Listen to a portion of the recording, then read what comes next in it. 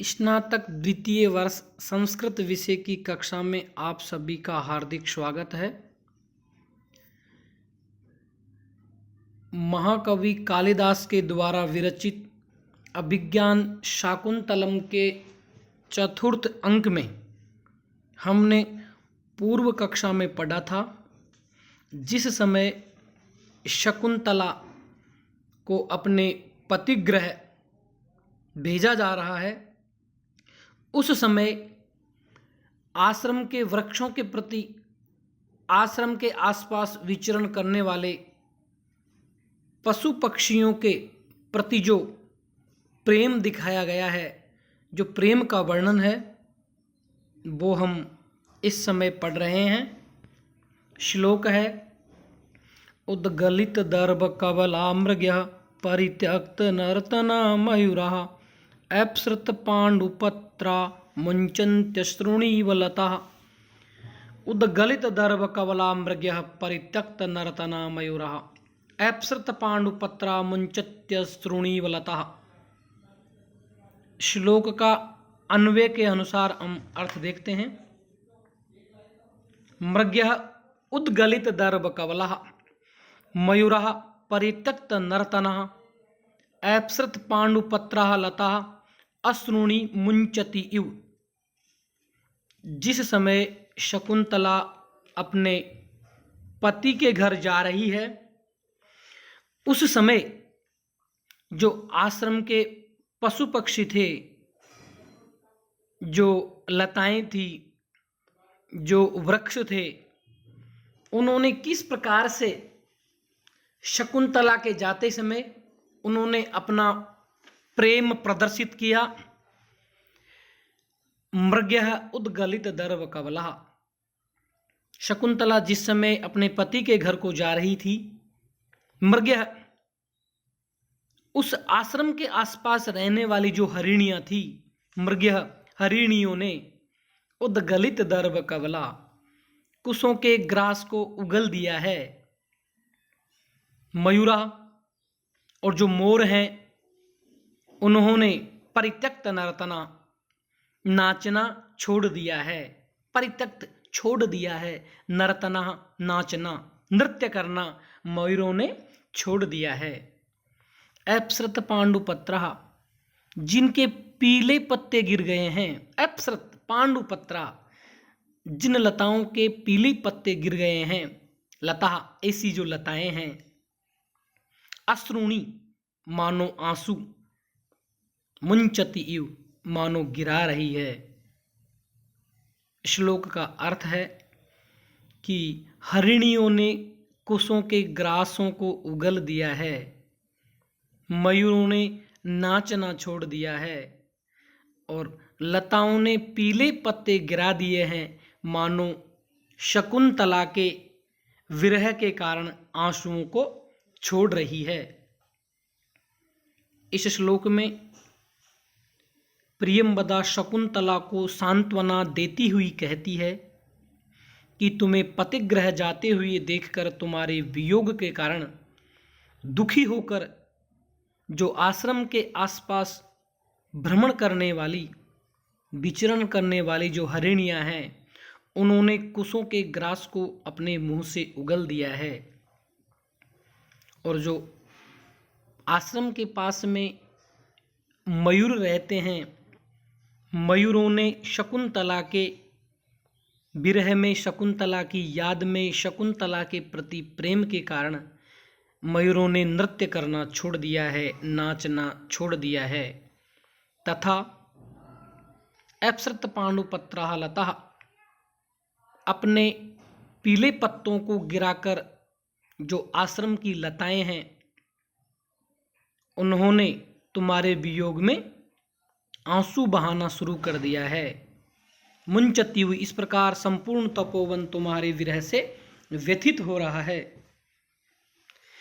इस श्लोक में शकुंतला की विदाई की वेला में आश्रम के सभी प्राणियों, पशु पक्षियों तथा वनस्पति जगत को विरह व्यथित प्रदर्शित किया गया है। अर्थात आश्रम के वृक्ष, आश्रम के पशु पक्षी और जो वनस्पति है, उन्होंने शकुंतला के पतिगृह जाते समय कैसा व्यवहार किया था।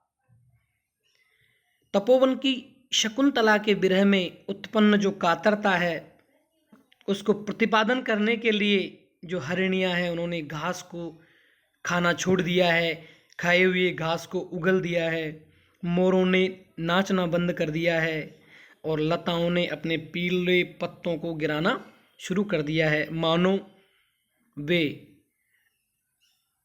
शकुंतला के विरह में आंसू बहा रही हो। इस श्लोक में क्षमाशोक्ति अलंकार है क्योंकि मृगी और मयूर तथा लता पर बंधुजनों के व्यवहार का आरोप किया गया है। और यहाँ पे उत्प्रेक्षा अलंकार है क्योंकि मुंचत्यश्रुणीव लता में लताओं के पीले पत्तों को गिरने में आंसुओं के गिरने की संभावना की गई है। और इस श्लोक में आर्या छंद है जिसका लक्षण है यस्यापादे प्रथमे द्वादश मात्रास्तथा तृतीयेपि अष्टादश द्वितीय चतुर्थ के पंचदश शार्या। शकुंतला स्मृत्वा, शकुंतला स्मरण करके, तात हे पिताजी, लता भगिनीम वन ज्योतषनाम तावद मंत्रयिष्ये, अब मैं लता बहिन वन ज्योतषना से विदा ले लूँ। काश्यप कहते हैं काश्यप अभेमी ते तस्याम सोदरिया स्नेहम, तुम्हारा उस पर सगी बहिन जैसा स्नेह में जानता हूँ। अर्थात जो ये वन लता है, वन ज्योतषना है, आपकी बहिन जैसा स्नेह है उसमें, वो मैं आपके बारे में जानता हूँ। इयम तावत दक्षिणेन, ये तुम्हारे दाहिनी ओर हैं। शकुंतला उपेत्य लता मालिंग्य, शकुंतला पास जाकर लता से लिपटकर, लता का आलिंगन करके, लता को अपनी गोद में लेकर के, उससे मिल करके, वन ज्योतष ने च्यूत संगापिमाम प्रत्यालिंगित गता भी शाखा भवी, वन ज्योतषना आम से मिली हुई भी तुम इधर की ओर ही आई हुई अपनी शाखा रूपी भुजाओं से गले मिलो, क्योंकि आज मैं तुमसे दूर हो जाऊंगी। क्योंकि अध्य प्रवृत्ति दूर परिवर्तनी ते खलु भविष्यामि। हे वन ज्योतषना, तुम आम से मिली हुई हो और तुम इधर आई हुई जो आपकी टहनी है ना शाखा, उसी भुजा से मुझसे गले मिलो, क्योंकि मैं आज के बाद से तुमसे मिलूंगी नहीं, मैं आपसे हमेशा हमेशा के लिए बिछुड़ जाऊंगी, इसलिए मुझे गले मिलो, मुझसे गले मिलो। काश्यप कहते हैं, श्लोक है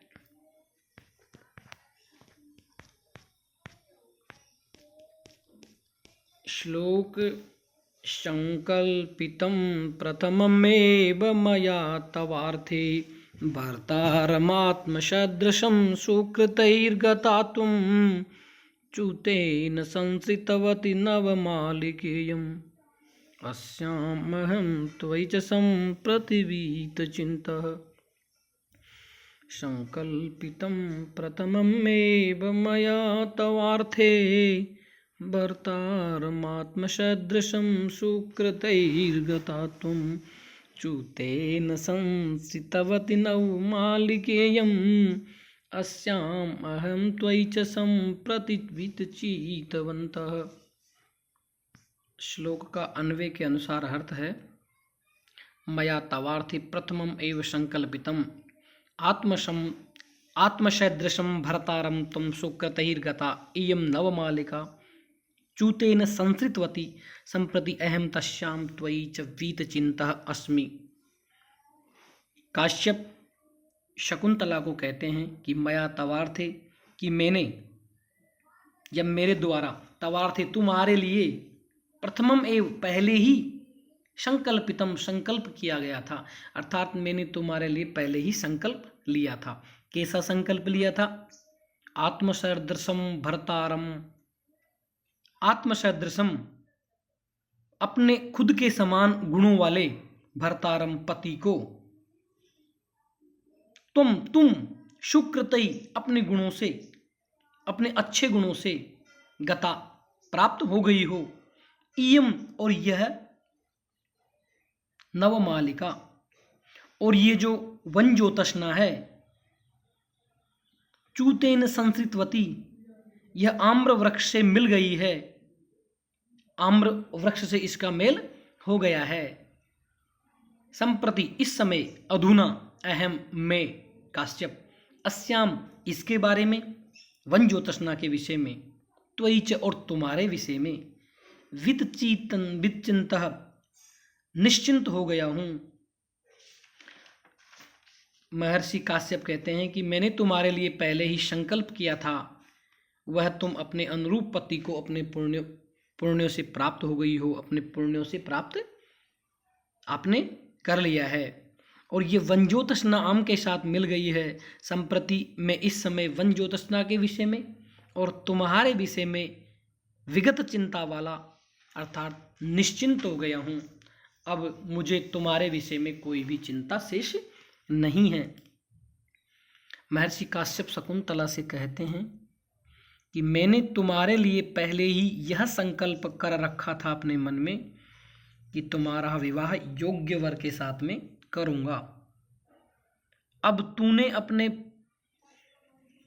पहले वाले जन्म में किए गए पुण्यों से, पूर्व जन्म में किए गए पुण्यों से वैसे ही अपने अनुरूप पति को प्राप्त कर लिया है।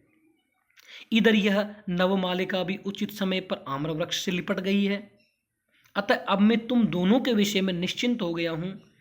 मेरी योग्य वर प्राप्ति रूपी जो चिंता थी वो अब समाप्त हो गई है।